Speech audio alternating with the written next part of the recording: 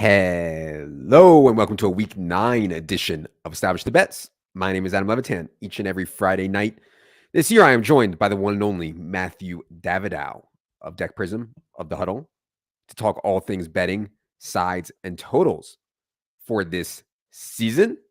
Matt is out there taking on big bets, all bets. Anyone? You want to bet $1 million on the NFL? You go talk to Matt. How's it going, buddy? Hey, good to see you, Adam. Week 9 already, huh? Week 9 already. We are flying through. Goes so fast, don't it? Goes so fast. Before we get into it here, remind you, if you are not getting the best line every time you bet, I am sick. Every time you make a bet and you don't get the best line, I actually throw up. Do you want to make me go out there and throw up? I don't think so. If you read Matt's book, you know how much value there is in just getting a half point or even better juice on every bet that you make. The good news is if you sign up for every single book, they will give you bonuses. Go to establishthorun.com. Check out the bonus offers we have in the props and betting section there. You'll be able to get the best line and they'll pay you to sign up for the books so you can shop for the best line. All right, Matt. Last week I thought an interesting thing was like the Bengals they just got smoked. And anytime you get a team smoked like that, it's not just one thing. A lot of people are like, oh, well, no Jamar Chase. That's it for the Bengals. Like, I don't think that's the case, but I do think Jamar Chase maybe matters more than most. As a home dog, Browns win 32-13. Now Cincinnati is a 7-point favorite against Carolina. I mean, 3 weeks ago, this line would have been like 13 or something crazy like that. Carolina certainly made up a lot of ground, I feel like, in the power rankings. I know that's not what you use. But anyways, what do you think about what's going on with the Bengals, their performance last week, and this spot against Carolina without Chase? Well, it's funny. You mentioned earlier today about and I was like, I should go, watch all that. It's so easy to watch the NFL now with the NFL.com because I actually missed one of the first games I missed all year. I was out trick-or-treating with my kids. Yeah. I missed most of that game. So other than the data, the stats, I don't really have an opinion other than Jamar Chase is a hell of a player. Cincinnati can't run block. So you lose. It's got to matter, and maybe it matters more than we thought it was. Certainly a terrible performance by the Bengals offense. But it was still only one game, and I don't know. I'm usually one to shrug off a one game sample right before I say, oh well, that's a new thing and meaningful, or some such thing. Yeah, I find these games that are painted 7 somewhat interesting. I know there's some 7.5s out there, but really it's painted 7 really along the line. I know books don't want to move off 3. Is it as big a deal to move off 7 as 3? The whole move off this, move off that, I think it's kind of antiquated. I know there's still some books that are very set on always having like the same juice or the same odds on both sides. But I think most books now and going forward, certainly the Deck Prism product moves in all ways at all times. We have no need to necessarily sit, flat as they call it on a certain number. Mm-hmm. We'll move it 1% so that the juice on one side is a little higher than the other. Furthermore, 7's not worth what it used to be. Yeah. Between sometimes teams going for 2 down 14 and just more scoring in general, I don't think it's a big deal or really a thing either way. Right. It's not like, getting 6.5 is not the same as it used to be when you were laying 6.5 versus laying 7. Used to be huge. Now teams are going for 2 at such a high rate. Like Matt mentioned, I think that's interesting. And higher scoring games lead to more crazy numbers. Anyways, let's keep it moving here. I want to talk about trends. So, when I say trends, I mean, you hear this stuff all the time. If you've listened to any sports betting content, anybody, and it's mostly square stuff, but people are like, in the last 12 division games, the Dolphins are 6-9 when Tua Tagovailoa wakes up on the right side of his bed, like stupid stuff like that, right? But then there's some that I think actually had merit for a while, like the second division game is often the first division, the opposite of the first division game, people would say. So, if the Packers and the Lions played in week 1 and the Packers won, if they play again in week 5, people are like, well, Packers aren't going to beat them twice. We got to shade the line towards the Lions. What do you think about all this trend stuff? And I did want to ask about it in the context of the Bills-Jets game too. But what do you think about the trend stuff?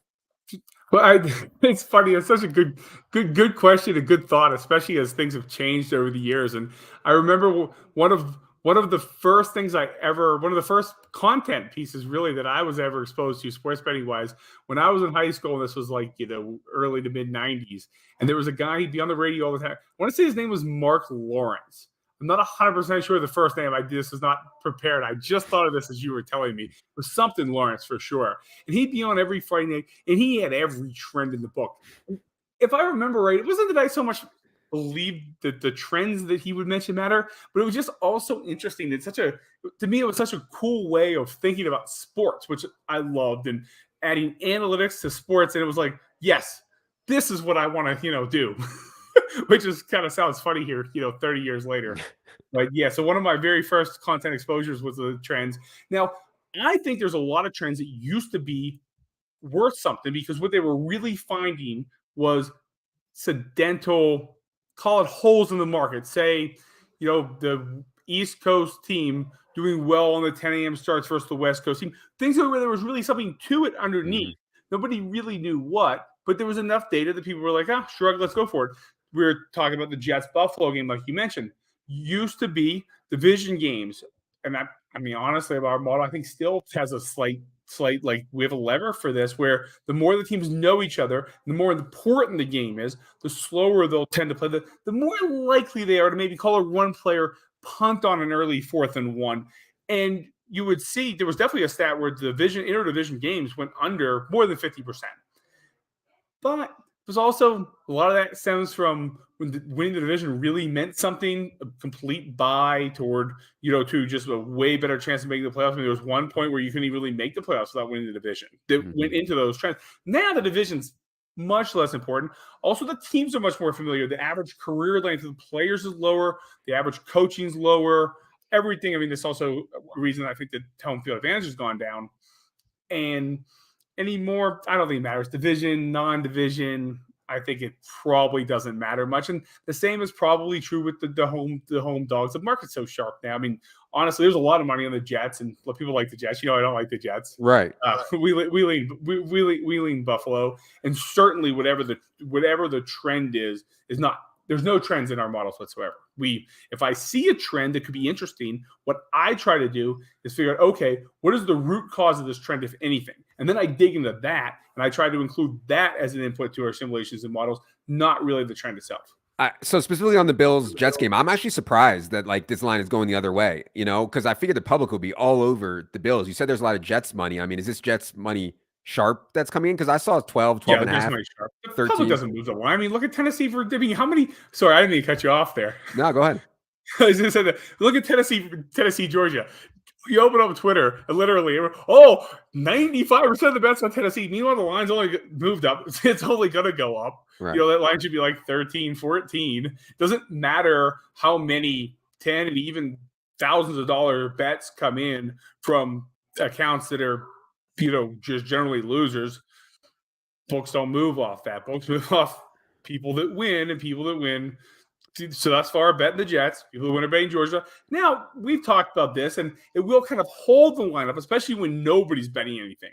Mm-hmm. But if a group comes in that's always betting, always trying to win, and your limits, 30, 40, I think our limit, one of our clients, we have a 60,000 limit right now. We take a $60,000 bet on the Jets at plus 12 and have someone trying to win. You better believe we're going to move the line.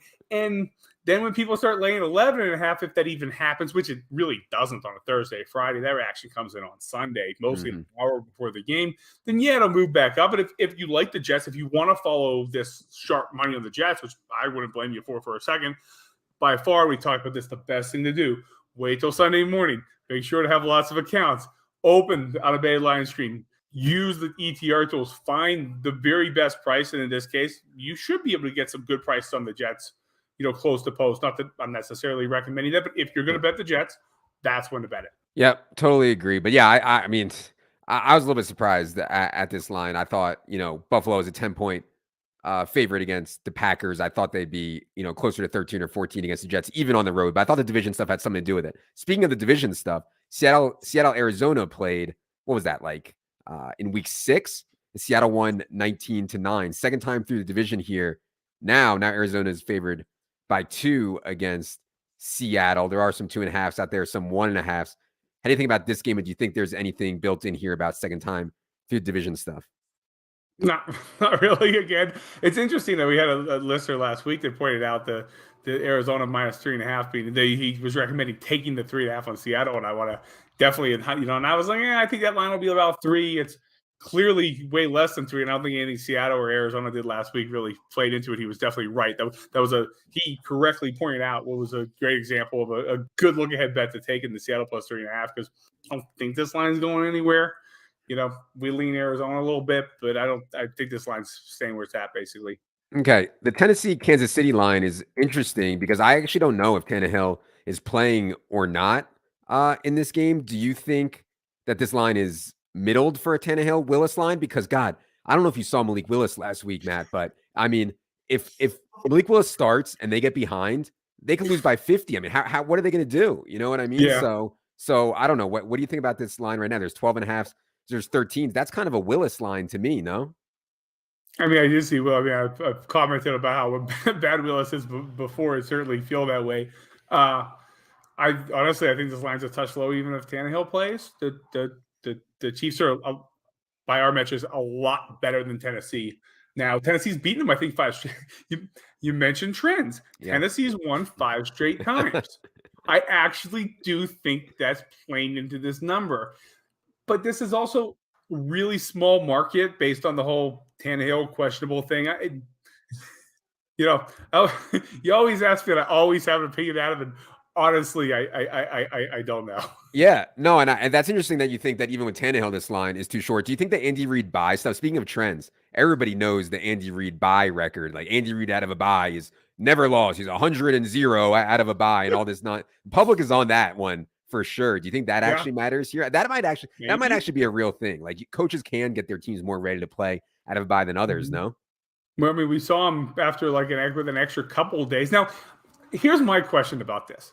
I don't really see why whatever they're doing special with their extra plays, why they can't do it on a normal week. Like, there's enough different personnel. If Andy Reid himself or whoever it is has this secret sauce of give me 2 more days and I'll come up with unstoppable plays, well, how about we let him off Monday and Tuesday, some of his other work, and just let him work on a few of these plays every week? And this is an NFL team. You practice to play for a couple of practices and you got it. It's not like they're over here. It's not like if they don't start with 7 practices, they can't get the play installed. For the most part, teams with the bye are simply taking the first week off more or less anyway. So well, I have all the respect to Reid, and I see these plays, and we saw them. I think it was the Tampa game that he had. There was whatever game was after the Thursday game this year. He clearly had some awesome plays, and I gotta say, I'm expecting them again this week.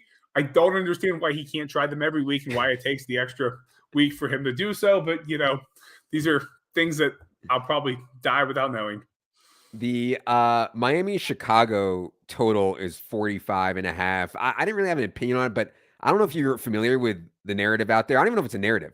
Everybody seems to hate the field in Chicago, players, fans. And so like Brandon Cooks goes out there, he can't do anything. The field's not fast enough. You would think Miami would want a fast field for Tyreek and Waddle. This is like allegedly the worst field in the NFL. Do you think that matters at all on the total or the spread, all this field stuff? Well, certainly if there's one thing we've learned the last couple of weeks, Adam, is that, Brandon Cook's complaints always need to be, taken very seriously and thought of very deeply. But I think when it comes to the field and football modeling, there's a lot to it. You're clearly right in that any team that's looking to make big plays and et cetera, you want to turf, you want to go as fast as you possibly can. But then there's also the pass rushing aspect of it, where the more grip you have, the better is the pass rush. Have you ever seen a snow game or like a Tom Brady snow game where like no one can stop the Patriots? And a lot of that's because they're willing to pass in the snow. They realize that the pass rush can't do anything in the snow. Therefore, Brady has more time to throw. Not only that, but the receivers know where they're going, and obviously the defense backs don't. And you see that on a lower level in these fields like, Pittsburgh. And Pittsburgh had just a real run of overs for a while at Heinz Field when it was called that.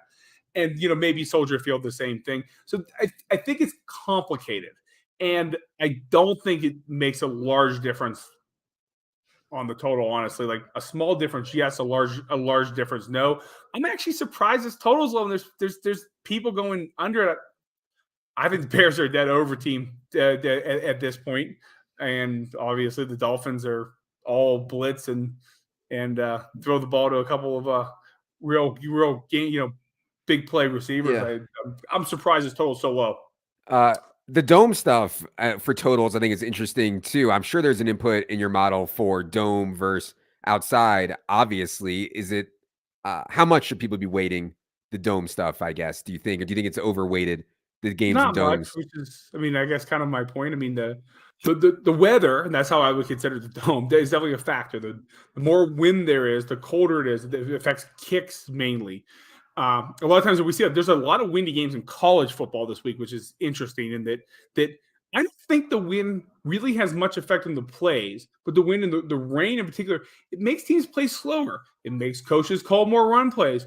It surprisingly, because this a lot of times makes no sense, makes teams punt more on 4th and short. I think it's like those coaching decisions that actually play a lot more of a factor in the total itself than the actual conditions. I think if both teams pretended the conditions didn't exist, it would, particularly short of like a field that had standing water on it, I think it would take quite the storm to have an actual effect on the play itself. Okay.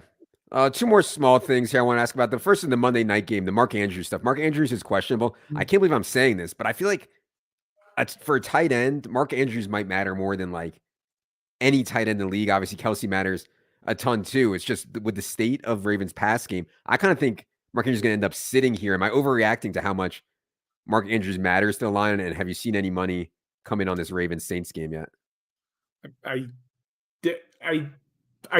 do think that especially if Andrews is out and the Ravens are thin, I do think that the Saints take a little money. I think they did already today. That being said, I don't happen to think Mark Andrews is particularly valuable. Was he worth something? Yeah, I guess so. He's clearly better than Likely or whoever else they're going to run out there, and they are getting short. And I think Andrews isn't a good player. I just think of it a tight end who, I don't know. I guess I feel that most players aren't worth all that much, and I don't think that Andrews is particular. I think Andrews has been in the right position this year, much more than he's been a really, really good player. I think they'll put somebody else in that position who will do just fine because I think Lamar Jackson is really valuable. I think the Ravens offensive coaching staff is really good. I like this Ravens offense this year, and I think that if I had maybe Andrews is maybe worth 2% of the full game line. That feels very high. Like honestly, I bet like 1%. Yeah, I think Andrews matters more than that. He's really, really good. But yeah, I hear you. I think Isaiah Likely is pretty good too, and they'll be fine or reasonable without them. You probably watch Andrews more than me this year, and if you're telling me he's really good, I have a lot of respect for that. I mean, he's last 2 years he's been incredible. I know he catches every ball. I guess it's gonna be worth a bit. Oh my God, he's an animal, Matt. Come on. Okay. Last thing. I'm having second thoughts now. You seem very confident how good he is. Anytime you're coughing, as good as you are at the podcast and the content, I think people vastly underestimate your football acumen. I got that thought. I was listening to one of your podcasts the other night, and I think it's like the 5th podcast I've ever listened to. And like, man, this Adam really knows his football. So. Well, I spend my whole waking hours looking at this stuff, so I hope so. Right? I appreciate it. Last thing I want to talk about was the Falcons. I know I ask you about this every week. This is a really weird spot for me because the Chargers are so hurt, man. I mean, no Keenan Allen, no Mike Williams, Justin Herbert, whatever. Ribs seem fine, but okay. Offensive line injuries out the wazoo. Bosa. I mean, everybody is hurt. Yet they're still a road favorite against a Falcons team, which their defense is bad, and now they're missing 2 of their top corners yet again. I don't even know what to make of this game. I guess I'm kind of surprised the Chargers are showing up here as a road favorite. Do you think this is a sharp side as the Falcons, or have you seen any money on this game? Do you expect it to come off 3? There's definitely been Falcon money, and it could go lower. I think a lot of people should. I mean, like you said, the Chargers are in rough shape, especially the offensive line. And now look at the receivers. I mean, wait, it's going to be the Carter and Palmer show. And it's interesting for fantasy because both those guys are in obviously great situations. Yeah. But neither one is a very good player. Suck, so that's, as we've seen plenty of times in fantasy, that definitely makes a difference. Now, who is a really good player is Austin Eckler. Oh, yeah. And he is going to get the ball tons. And every design pass for him is going for 10 to 15. Herbert does a great job. That Herbert's good in these spots. If Herbert's healthy, the Falcons are not a good team, as I think a lot of, like, you ask for the Falcons every week. The Falcons have some really good offensive coaching, but the Falcons really don't have any good players, like, other than the two they don't use in London and Pitts. They don't have players that would actually start on other teams. So the fact that they've done so well is just not only the coaching, but shows exactly how much a team sport football is, because a group of people can absolutely do better. But it's also, you do tend to, like, want to give that more time, and the bottom could fall out any time. And as much as we're talking about the Chargers here not being a good team, if you really put the Chargers talent without the injuries, I mean, tell me how many Falcons are starting for the Chargers. Even this version of the Chargers, here's not that many. And the Chargers on the bye, and that's why the Chargers are still favored. Again, that being said, I've seen Atlanta money. It's certainly hard to back this version of the Chargers offensive line in any way. Right. I get all of your points here, but the Falcons are not a good team. Yeah, I mean, I think it's just kind of disrespectful, this state of the Chargers, to be a 3-point favorite in Atlanta. So I like Atlanta here. I think they match up so well. They're going to just run the ball down their throat, and I don't know if the Chargers can stop it. I mean, they're just going to run right down the Chargers' throat. I think they'll be effective. Anyways, I have no idea. I'm a long-term losing better on sides. So somehow I think if you really put your mind to it, that would change that. I think you do yourself a disservice when you say that. All right. Appreciate Matt being here. You can follow him on Twitter at Davidow Matthew if you want to bet him. If you want to bet against you specifically, Matt, let's say you're in like Pennsylvania, you want to bet against Matt. Where can people bet against Matt, or can you even say where they can bet? Next year we'll have a lot more places to bet. This year it's Colorado, places outside. If you're in the U.S. or the regulated market, Colorado's about your current option, but we're working on it. Yes. This business ain't easy, Adam, but we're trying. I actually have a bet against Matt then, because I am in Colorado on Circa before the season. I got Browns to miss the playoffs plus 230. So I'm going to hopefully get some of Matt's money if the Browns can miss the playoffs there. That's looking pretty good. Plus 230. Shout out to me. I also have a ton on the Lions, so you'll end up a net winner as usual. Poor Lions. All right. That is going to do it for week 9 of Establish the Bets. Appreciate you all being here. I'll be back Sunday morning with Silva for last minute live stream. For Matt, for producer Adam, I am Adam. Good luck, everybody.